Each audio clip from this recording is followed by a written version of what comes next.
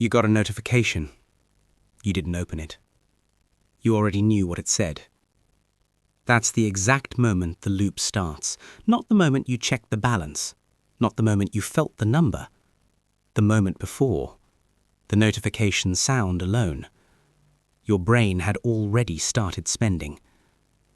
You've done this. The month the pressure was highest, the purchases were most frequent, not the biggest, the most frequent.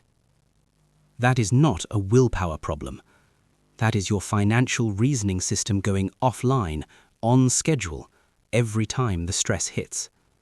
And it has been doing this longer than you realize. That same month, you were the most careful you'd been all year. You checked the balance constantly. You cancelled things. You felt the weight of every decision. That felt like it was working. It wasn't control. It was awareness. And awareness without the reasoning system running is just watching yourself spend.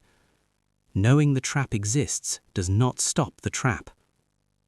One system in your brain handles every real financial decision. It calculates consequences, delays gratification, asks the only question that matters: what does this actually cost me? Under financial stress, cortisol floods that system, and it goes dark. Not after years, not gradually. Studies tracking this pattern show measurable decline in weeks, sometimes days. Cortisol, the signal that turns logic down when stress goes up. The system fails at the exact moment the bills are highest and the balance is lowest. This is why that month felt disciplined and the statement said otherwise. And here's where it gets expensive. Late night, screen glow, silent room, balance lower than expected. You open the app, see the number, close it, open it again, still there. That night, something ordered. You know what it was. The number on the screen felt slightly less threatening for a few hours. It didn't feel like a decision. It never does. Your brain filed it, stress handled.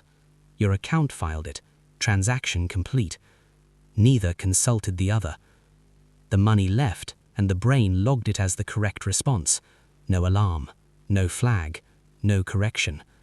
The system updated its own files and called it coping. Even the person who tracks every expense, even the person who read every book, this loop ran on them too. You've said it before. You don't spend when you're stressed. Last month's statement is a different record. Every time you spend under stress, each time feels like relief. It isn't. The purchase triggers a reward signal. Brain registers, handled. The stress keeps running underneath, untouched, invisible, still billing you.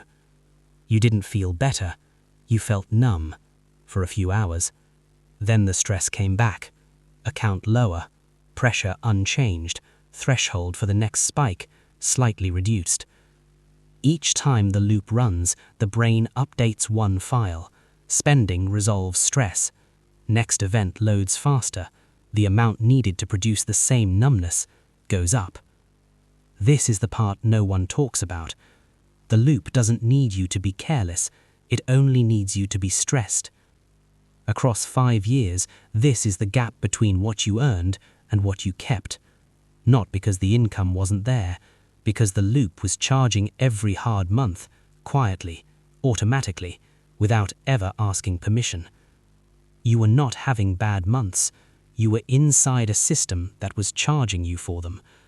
Every system that failed you, the budget, the rule, the reminder, sent instructions to the reasoning system. Cortisol had already shut it down. That is the only reason they failed. What comes next is the part that explains every month you tried and still ended up behind.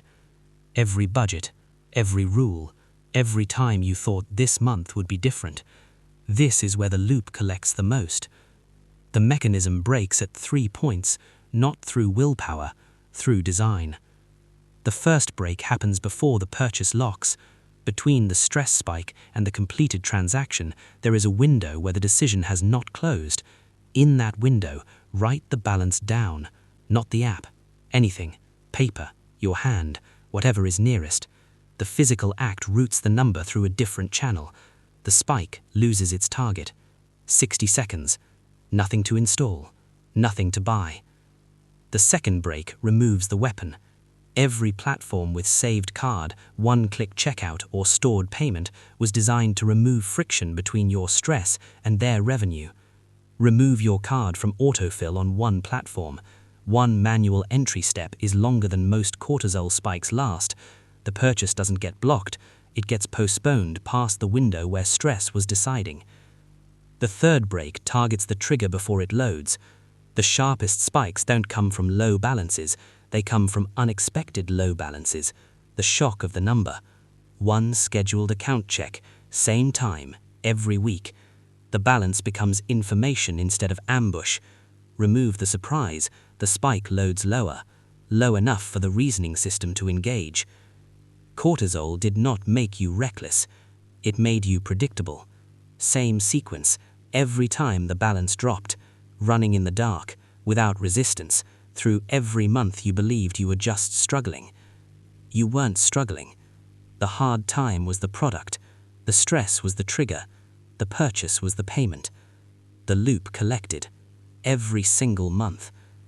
The financially informed person, the one who tracks, reads, knows every term, ran this exact loop, not because they were careless, because the loop doesn't need careless, it only needs stressed. Next time you open that app, pause. One question. Is this a decision, or is the system deciding for you? The last thing you bought when the pressure was highest, type it below. One word. This video is for educational purposes only.